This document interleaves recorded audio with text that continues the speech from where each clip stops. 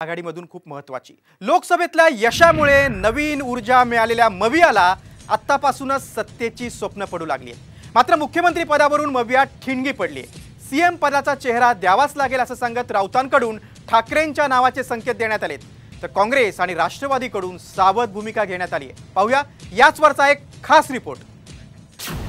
मुख्यमंत्री पदावरून मवियात रस्सीखेच।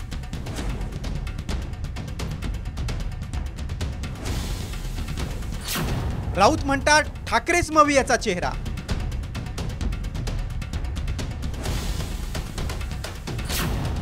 माध्यमांमध्ये चर्चा नको, पाटलांचा टोला।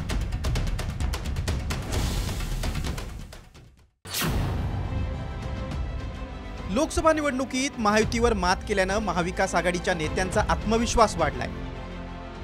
विधानसभेसाठी मवियातील तीनही पक्ष सज्ज झालेत, मात्र मवियामध्ये मुख्यमंत्री पदाचा उमेदवार जाहीर करण्यावरून रस्सीखेच सुरू झाली। मुख्यमंत्री पदाच्या चेहऱ्याशिवाय निवडणुकीला सामोरं जाणं धोक्याचं ठरेल असा इशारा खासदार संजय राऊतांनी दिलाय। लोकसभा निवडणुकीत मतदारांनी ठाकरेंकडे बघून मतदान केल्याचं सांगत ठाकरे हेच मुख्यमंत्री पदाचा चेहरा असतील असे संकेत त्यांनी दिलेत। तर या मुद्द्यावर बैठकीत चर्चा होईल, मात्र माध्यमांमध्ये चर्चा नको असा टोला जयंत पाटलांनी लगावलाय।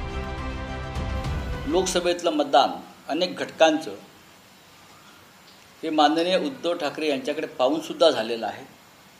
अर्थात तिघांची ताकद एकत्र होती, पण बिन चेहऱ्यांचं महाविकास आघाडी किंवा बिन चेहऱ्याचं सरकार हे अजिबात चालणार नाही। लोक स्वीकारणार नाही, लोकांना चेहरा द्यावाच लागेल। आम्ही 25 तारखेला बसणार होतो। दुर्दैवाने काँग्रेस पक्षाची दिल्लीत मीटिंग असल्यामुळे दुर्दैवाने ती मीटिंग पुढे गेली, त्यामुळे लवकरच त्या बाबतीत सगळ्या गोष्टी होतील। आमची अपेक्षा अशी आहे की कुठल्याही घटक पक्षाने याविषयी प्रसार माध्यमांच्यातून काही कन्वे करू नये। एकीकडे मुख्यमंत्री पदावरून राऊतांनी उद्धव ठाकरेंचं नाव पुढे केलं असताना खुद्द ठाकरेंनी मात्र या मुद्द्यावर थेट बोलणं टाळले। आधी महायुतीनं आपला अपयशाचा चेहरा जाहीर करावा, त्यानंतर योग्य वेळी चेहरा आणू असं सांगत ठाकरेंनी बगल दिली।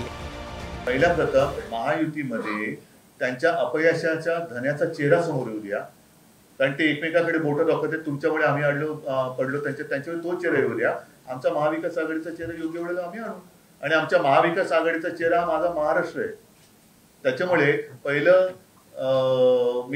मला वाटतं आमच्या वर्धापन दिनाच्या भाषणात बोललो, वाजवले ना बारा आता जाऊ द्या ना घरी। तर आता त्यांच्याकडनं अपयशाचा धरी कोण हा चेहरा पहिला नक्की होऊ द्या। उद्धव ठाकरे महाराष्ट्राचे 19वे मुख्यमंत्री होते। 28 नोव्हेंबर 2019 तर 29 जून 2022 हा ठाकरेंचा कार्यकाळ होता। याच काळात कोरोनाचं संकट आल्यामुळे प्रशासनाचा कस लागला होता। कोरोना काळात देशभरातून उत्तम काम केलेल्या मुख्यमंत्र्यांमध्ये उद्धव ठाकरेंचा समावेश होता। ज्याचे जास्त आमदार त्याचा मुख्यमंत्री असं सूत्र मवियात ठरल्याचीही चर्चा होती। मात्र लोकसभेतलं मवियाचं यश उद्धव ठाकरेंमुळेच मिळाल्याचा दावा संजय राऊतांनी केल्यामुळे ठाकरे गट मुख्यमंत्री पदाबाबत उद्धव ठाकरेंसाठी आत्तापासूनच आग्रही भूमिका घेऊ लागलाय।